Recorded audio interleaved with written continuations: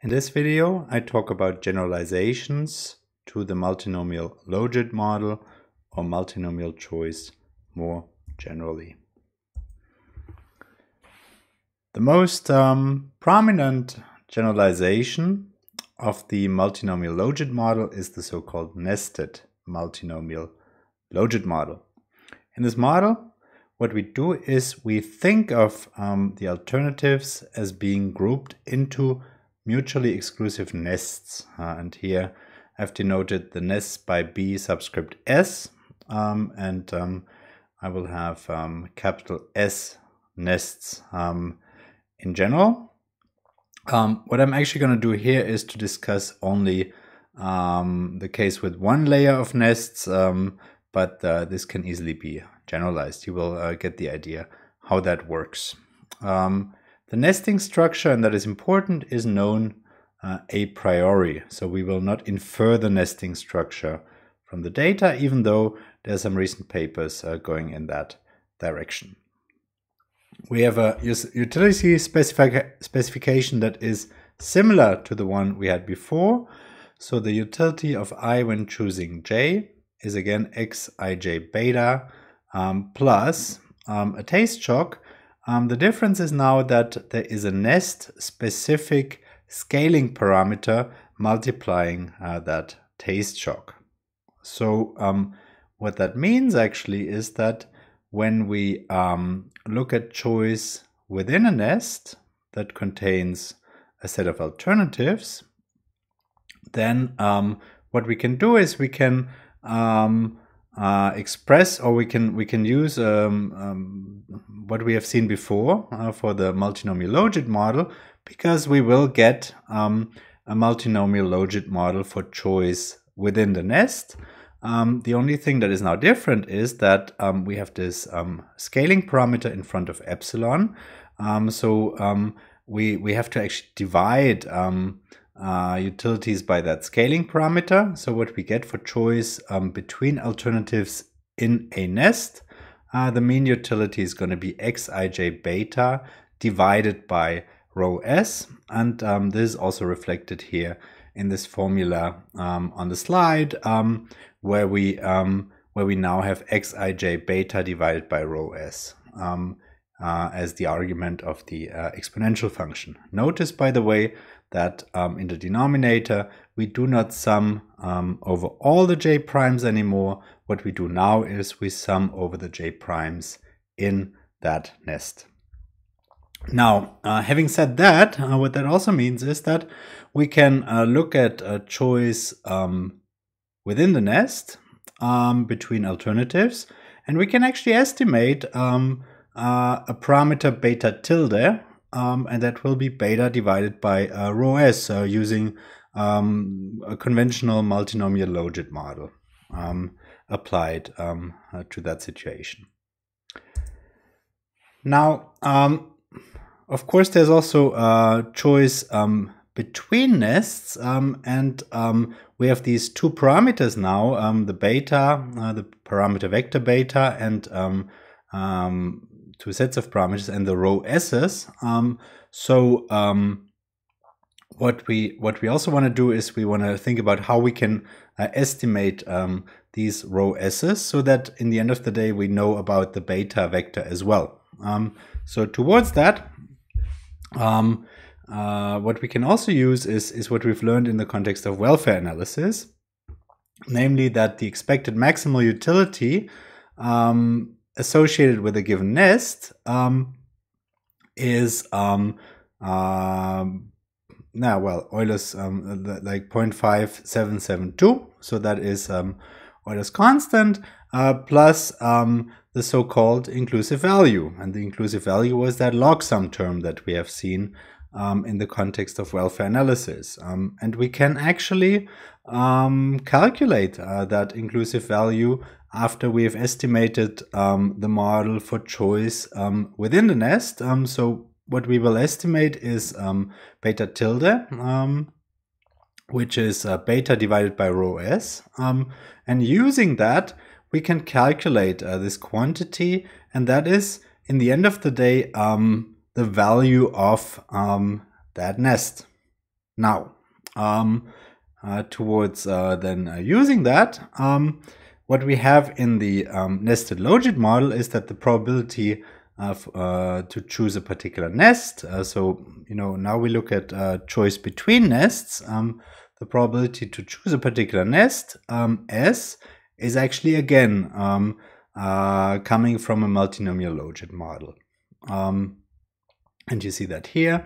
Here I've written that the probability that an alternative out of nest S is chosen, or that nest S is chosen, is the usual formula for the multinomial logit model. And now what is the value of a nest? The value of a nest is this inclusive value, but then times row S. Okay, I do realize that this is at this point completely ad hoc to you. It just comes together nicely, and it works out. It turns out in the end.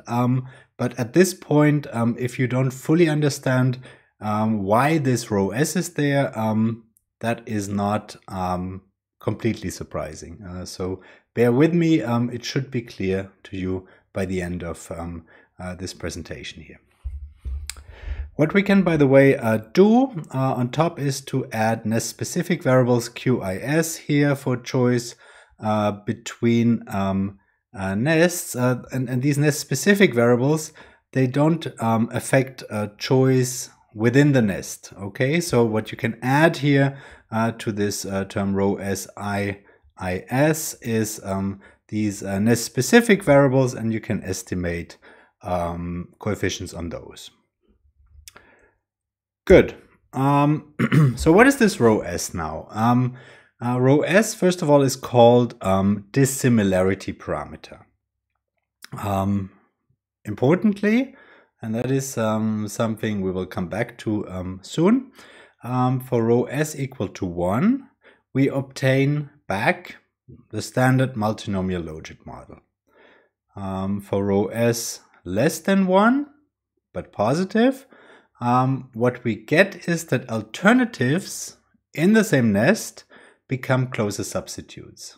So this example that McFadden gave, that there was a choice between a car and a bus, and then a second bus was introduced, that second bus would then form a nest with the first bus, and we would think of the two as being very close substitutes. So what we would get is that, and that would, in terms of the model, this would mean that row S will be very small, very close to 0. And then what we actually get is the substitution pattern that McFadden called intuitive, that when this new bus alternative is introduced, that it will mainly cannibalize from the old bus alternative, and that people who went by car will not substitute to that new bus, as predicted by the standard multinomial logit model, for which row S will be equal to 1.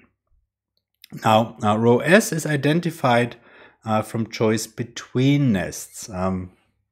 Following simply the logic on the previous slide, we estimate a multinomial logit model for choice between nests. We can calculate these inclusive values using these rescaled parameter values that we estimate from choice within nests, but there we can only estimate beta divided by row S, respectively, for each nest. But then once we have these inclusive values, the coefficients on these inclusive values will be those row S's. And once I have the row S's, I can calculate the betas. That's how the logic goes, right? Because I can identify beta divided by row S by simply looking at choice within the nest, and then combining this with knowledge on row S, I can actually back out what beta must have been. In practice, actually, this is all done simultaneously. So we will just program up the choice probabilities, and all this will be estimated in one go. We don't have to do this in stages. Little remark for those of you who are interested in the link between economic theory and econometrics. A necessary and sufficient condition for the model to be consistent with utility maximization is that the dissimilarity parameter, rho s, or all the dissimilarity parameters, lie in the unit interval, so are between 0 and 1, 1 inclusive. And this is a result that is due to McFadden and Bursupan. Good. Let's now talk about one example, and this example is more or less the car bus example that we have seen before. So there are three alternatives, and the first of these three alternatives forms a so-called trivial nest. So there's only one alternative in that nest, and the second and third form a true nest. And what this gives are actually the choice probabilities that I have written down in this second bullet point here. What I want to do now is to go through the derivation of these formulas with you, because I think it's actually quite instructive to see how that works. Okay, good. So first of all, how is this looking like? We have alternative 1 in a trivial nest. So this is alternative 1. And then what people get when they choose this is ui1 bar plus epsilon i1. And then alternatives 2 and 3 are in this nest with the two alternatives. So you can think of this as being the buses, and initially there's only number 2, and then number 3 is added. So here mean utilities are ui2 and ui3, and then you get rho times epsilon i2 and rho times epsilon i3 as the error terms. Good. So let's now think about the inclusive. So first of all, notice that here we have set rho equal to 1. And that is related to this nest being actually a trivial nest. Okay. To see why this is innocuous, what I can do is I can now add back a rescaling parameter. Let's just call this R in contrast to rho, and see, and we will see that this will actually cancel out, and this will show us that we can, for trivial nests, we can set the dissimilarity parameter to any value we like, at least any value between 0 and 1, and then we can just as well, for simplicity, choose 1.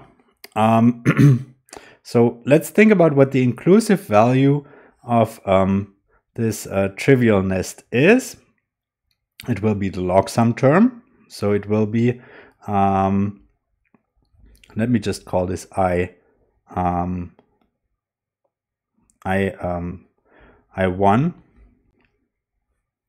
So this inclusive value will be log, and then the sum over the alternatives in the nest of the exponential function applied to the mean utilities. So this is just one alternative. So we get log of exp of u I1 divided by R, and I'm already done. So this is then u I1 divided by R. Okay. Call this nest number 1, and let's call this nest number 2. So let's write down what I2 is. I2 looks more proper in the sense that here it is a little bit more like what we've seen before. So it's log exp ui2 divided by row instead of r now, plus exp ui3 divided by row. All right, and then now we actually don't get such a simplification here. Now let's look at the probability that alternative 1 is chosen.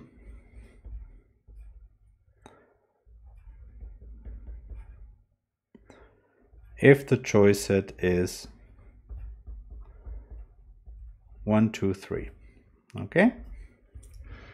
What is that probability? Well, that probability is that probability that the first nest is chosen times the probability that then, once I choose the first nest, I choose alternative 1 in that first nest. That second probability is equal to 1, so it is actually only the probability that the first nest is chosen. What is that probability? It's the exponential function applied to, so the value of the nest is I1, so ui1 divided by r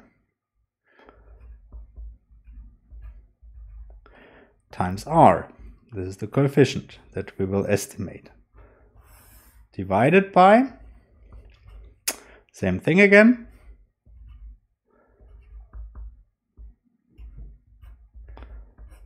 plus, and now we have to put the exponential function applied to row times the inclusive value for nest number 2. So this is this expression here. Log exp ui2 bar divided by row plus exp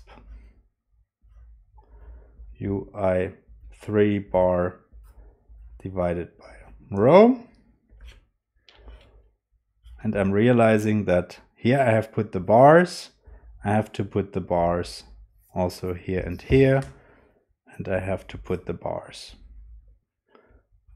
all over the place to make this work out correctly. Good.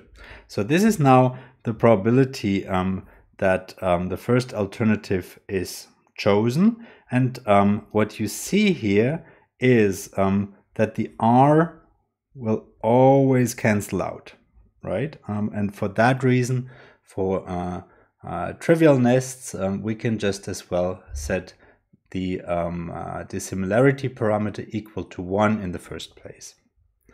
So this is going to be equal to 1. This is going to be equal to 1.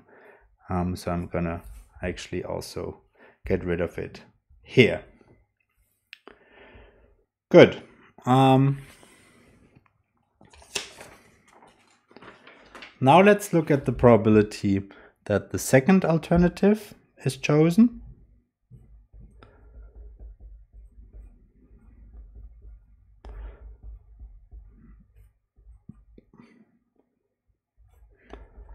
That probability is now the product of two things. The first thing is the probability that the second nest is chosen times then the probability that the second alternative is chosen given that the second nest is chosen. So the probability that the second nest is chosen is the probability that this here is chosen, right? So this will be the same denominator as here.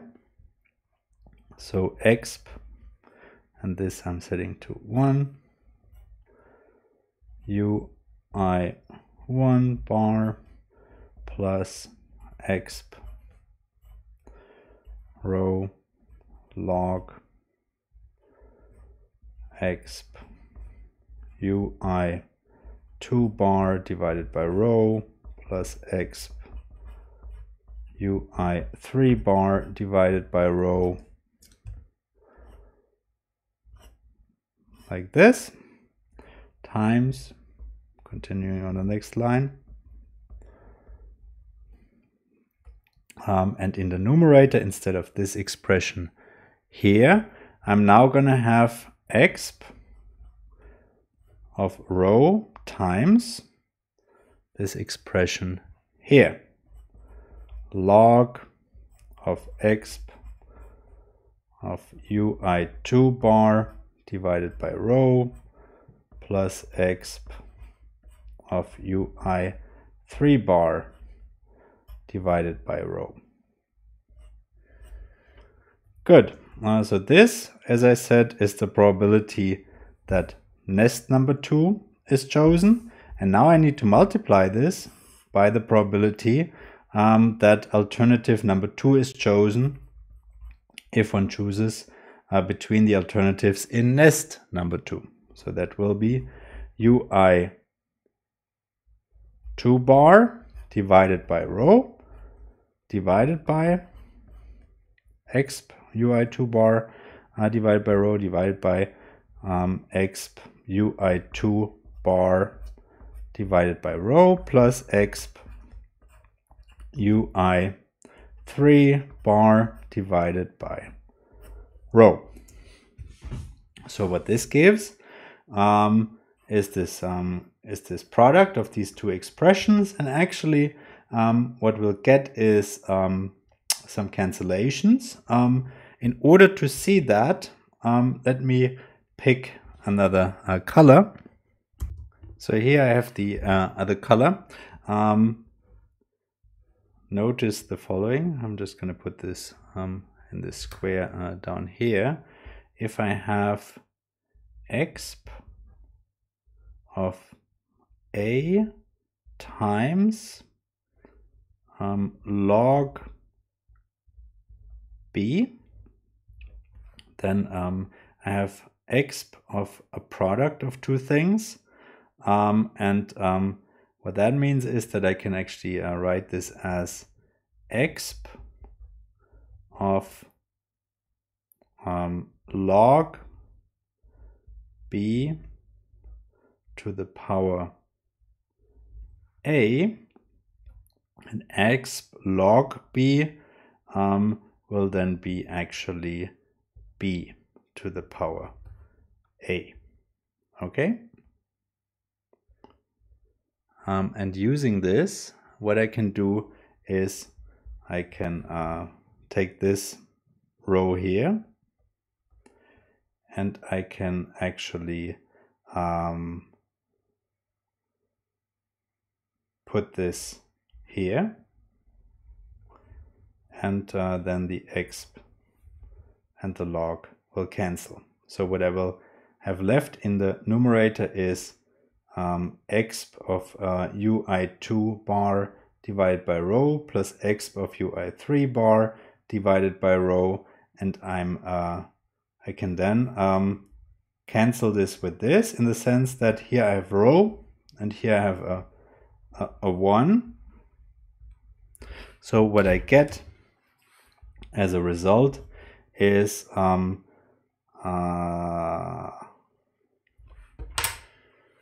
this row here goes away, is actually exp ui2 bar divided by rho plus exp ui3 bar divided by rho to the power rho minus 1 rho, and then in the denominator I have a 1, so it's rho minus 1. This then goes away, so here becomes rho minus 1, and then what is then left in the denominator is this expression here, so this will be exp ui1 plus exp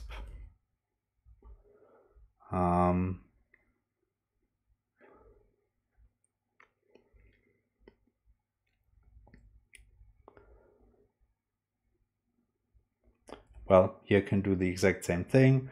So the row goes here, the exp cancels with the log, so I will have exp ui2 divided by rho plus exp ui3 divided by rho bar to the power rho. And this is exactly the expression we have here on the slide. Good. So observe that once we evaluate these two expressions at rho is equal to 1, we do actually get the standard multinomial logit probabilities. So for the first probability, rho will be equal to 1. So the denominator is just the sum of the exponential functions evaluated at the respective mean utilities. Here this rho will be equal to 1, this will be equal to 1. So this is already the expression we know from the standard multinomial logit model. And for the second expression, what we have is the exact same thing happening in the denominator, because it's the same denominator, and in the numerator this whole expression in square brackets will actually go away, because it is to the power of rho minus 1. When rho is equal to 1, it will be to the power 0, so it will just go away. And here this rho will then also be equal to 1. So we end up with the expressions that we have seen before. Now, we know already that in that case IAA holds. We can verify that here. So what does it mean? It means that when the choice set is 1, 2, 3, then the ratio of the two choice probabilities will be the same as the ratio when the choice set is 1 and 2. And it is simply given by the ratio of the two numerators, because the denominators are the same. Okay, and the two numerators, they will not have any ui 3 bar in it when rho is equal to 1. However, when rho is not equal to 1, what will happen is that the numerator for the second alternative will have the ui 3 bar in it. So for that reason, IAA does actually not hold. So in that sense, the model is more general than the multinomial logit model, because it allows for situations in which IAA does not hold. So for instance, it allows for this intuition that McFadden described when you would add like a second bus that is pretty much like the first bus, that it would mainly cannibalize from the first bus. So it does allow for nests of closed substitutes, basically. Good. So what I want to do next is to look at a paper by Goldberg, a 95 paper. And what she does is she estimates a nested logit model for the demand for cars. It's nice to look at this because she provides us with an example of a realistic nesting structure with more than one layer of nests. And the other thing that is nice is that she specifies a model for the supply side of this industry and infers marginal cost from the first order conditions of each of the firms. So to show you what that means, let me just go through a little example with a monopolist with fixed cost F selling quantity Q at price P and producing at marginal cost MC. Okay, so for that monopolist, profits are price minus marginal cost times quantity minus fixed cost. The first order condition for profit maximum is the derivative of the profit function with respect to price. So for this we need the product rule, because also the quantity will depend on price. First I take the derivative of price minus marginal cost with respect to price. That's just 1 times the quantity. This is here. Plus price minus marginal cost, which is just this, times the derivative of quantity with respect to price, and that needs to be 0. The fixed cost is fixed and does by definition not depend on price. What we can now do is we can take this first order condition and we can solve for the marginal cost. So the assumption is that prices have been set so that the first order condition holds. What we get is that the marginal cost is the quantity divided by the derivative of the quantity with respect to price plus the price. And the price is positive, the quantity is positive. This derivative is going to be negative. Higher prices mean lower demand. So it means that marginal cost will be price minus this expression here in absolute terms. Okay.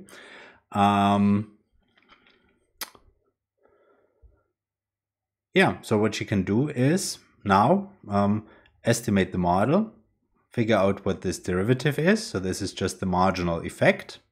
The marginal effect gives you the choice probability, how the choice probability changes when prices change. That is for one consumer. So what you need to do is to multiply this by the number of consumers in the market, and then you get the total quantity effect. Quantities and prices are observed in the data, so that means she can actually calculate marginal cost. And that's already interesting in itself, because this is like an industry secret, and you can just infer it actually from the data on demand once you've estimated a model. Obviously, that's going to be an approximation, but it's going to be quite interesting to do that in general. Good. Once she has done that, she can use the model. She has knowledge now about all the unknown quantities in the model, so she can then simulate the effect of quota restrictions on market shares, prices and quality upgrading, and the effect of changes in the exchange rate on car prices. So that is called pass-through, right? A cost variable. The cost is increased by 1 unit. By how much do prices increase in response? This approach has been used as well and is commonly used to evaluate proposed mergers. So what you can figure out using this approach is how prices will change when firms merge. So when firms merge, they get higher market power. At the same time, there might be efficiency gains, so marginal costs might be lower. So you can then study what will happen to prices, and then you can also figure out actually what the effect is on consumer welfare in exactly the same way as we have discussed earlier when we talked about the compensating variation in the multinomial logit model. And there's a similar formula for this in the nested logit model. So this is the structure that she uses. What you can see here is that demand is modeled at the household level. And then here you have the various stages: buy at least one car, do not buy a car, buy at least one new car, buy only a used car. Then you would choose the class of the car, luxury, and so on and so forth. Then foreign or domestic, and then the model. Okay, and this is obviously just one nesting structure. In applied work, what you have to do is to figure out what the most realistic nesting structure is. You can also estimate the model using different nesting structures, using a set of nesting structures. You can see how robust your results are to choosing one particular nesting structure. Here what we see is what she finds in terms of implied by the estimates, price elasticities, and she has here averages of elasticities, and then also overall for a first-time buyer, for a repeat buyer. We don't have to go into details here, but first of all, an elasticity is the percentage change in demand when the price changes by 1%, and numbers between 1.5, 2, and 3, 4, 5. So these are normal numbers, minus 3, 4, 5, so they're always negative. And she finds she finds numbers that are in line with this expectation.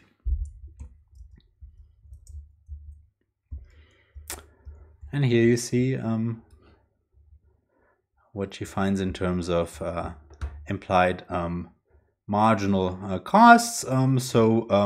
Here down here you have examples of car models. Here you have cost, here you have price, and here you have the percentage markup. Okay, and then here you have price minus cost. This is what she gets out of this model here. Good. Now the nested logit model is actually an example or a member of a more general family of models that are all generalizations of the multinomial logit model. And you can also say that the multinomial logit model is a member of that family, and that family is called the generalized extreme value model family. Okay, let's have a quick look at those and at a result that actually already McFadden provided. So when you look at the denominator in the previously shown choice probabilities, so for instance, this one here, to choose alternative number 1, the denominator here, then this is a special case of a function g with arguments a1, a2, and a3. That looks like this, right? So this is the function that we've had for the nested logit model in our little example. Okay, and these a's are always exponential function evaluated at the mean utility. Now McFadden in 78 provided conditions on G so that choice probabilities are always given by the exponential function evaluated at the mean utility times the derivative of the G function with respect to so when this is alternative J, right, to the jth argument, and all this divided by the level of that function, so just G, right? So that's the denominator that we had. If these conditions hold, and these conditions are fairly general, and this G function here, for instance, fulfills them, then the resulting probabilistic choice model is consistent with utility maximization. So what this means is you can come up with a G function that is tailored to the situation you want to look at, and this G function can do all kinds of magic. I don't have time to go into the details here, but it's actually something that is worth exploring a little bit. So it's a very nice general result. It also shows, and this brings me back to my earlier statement about welfare in the nested logit model, that the expected maximal utility is then always given by Euler's constant plus the log of the G function evaluated at the exponential function respectively applied to the mean utility. Okay, and then starting from this, it holds then even true that the choice probability is just the derivative of that expected maximal utility with respect to the mean utility of the respective alternative you look at.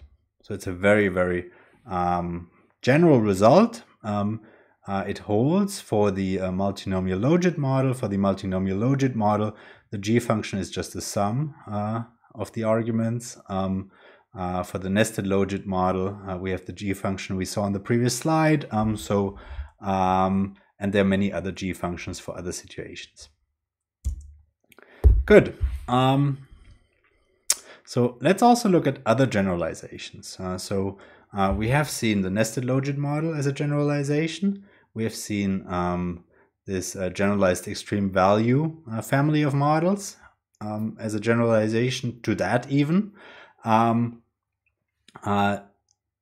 And then we also have the multinomial probit model. So that's not usually employed in practice. And the reason is that it's numerically not so easy to estimate this model, because one gets back into this issue of multi-dimensional integration, and there's a bit difficult still in practice. But conceptually, it's worth having a quick look at the multinomial probit model.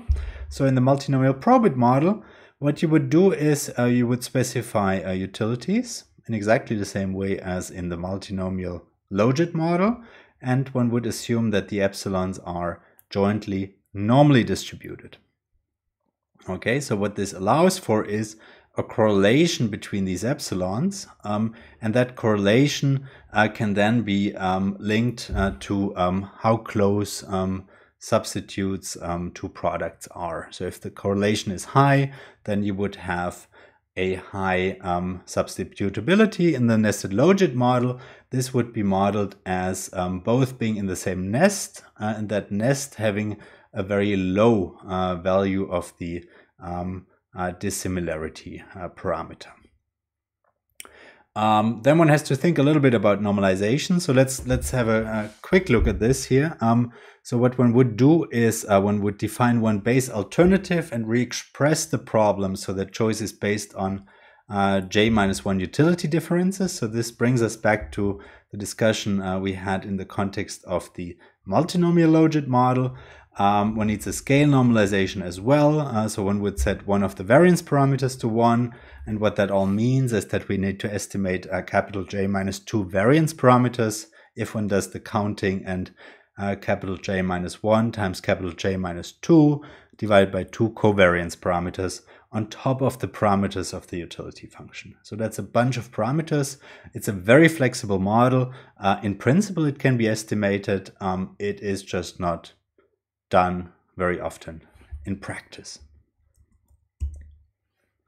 Finally, I would like to have a look at the so-called mixed logit model.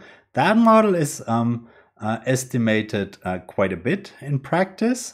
So the mixed logit model doesn't go in the direction of defining nests and so on and so forth, but it can be seen as a bit of a combination between the multinomial logit model and the multinomial probit model. And the way this works is the following. So one maintains the assumption that the epsilon ij's are type 1 extreme value, and then one uses a random coefficient specification. So you get this choice probability here, that is the multinomial logit choice probability, but the difference is now that we have random coefficients, so every decision maker, every individual has his or her own beta I, and that beta I would be drawn from a distribution of beta i's across individuals. And these elements of beta I are random, and they are allowed to be correlated with one another. But typically one maintains this idea that x and beta I are not correlated. And what one does then to estimate this model is usually a simulated maximum likelihood, pretty much in the same way as we've discussed earlier in the course. It's called mixed because we average over different multinomial logit models, one for each draw of the random coefficients. And I said already that this is a bit of a combination of the multinomial logit and the multinomial probit model. McFadden and Train in 2000 go even further, and they state that any choice model that is derived from random utility maximization has choice probabilities that it can in principle be approximated as closely as one pleases by this model. And the gist of their argument is that yes, formally this is a multinomial logit model, but you can let the randomness in the beta i's dominate the randomness in the epsilons to the extent that the logit assumption doesn't matter anymore. So the way this works is that one says, okay, each alternative gets an alternative specific, individual specific intercept, and that will be just the first element of beta, or these will just be the first elements of beta I. So let's say there are 5 alternatives. Okay, so then what one would do is one would say, okay, each of these 5 alternatives have an alternative specific intercept, and that alternative specific intercept would then be formally like one would have 5 dummies for these 5 alternatives, and these would be the first 5 elements of xij, and then the first 5 elements of beta I would be these individual alternative specific random intercepts, and they will act basically like the epsilons from the logit part of the model, right? And if the variance of these first 5 elements of beta I would be very big, then the randomness here would dominate the randomness that comes from the logit errors in the model. So in that sense, one can actually produce any model one wants, because one can let these beta i's be correlated with one another, and the distribution of beta I doesn't even have to be a joint normal distribution. It can be any distribution one likes. So in that sense, it's a very general model. In practice, what people do is they quite like the idea that there's heterogeneity, for instance, heterogeneity in the response to price, and they commonly put random coefficients into the model and estimate a mixed logit model. And in general, IIA will actually not hold in the mixed logit case. Good. So this brings me to the end of this discussion of more general multinomial choice models. I hope you got a bit of an idea how this all works, what the ways are that one can go to have a more general choice model, and I hope you saw a little bit what is possible in terms of the economics once one has actually estimated such a model. So think of, for instance, merger simulation or welfare analysis as an application that motivates, in the end of the day, estimating these models in the first place. With this, all the best.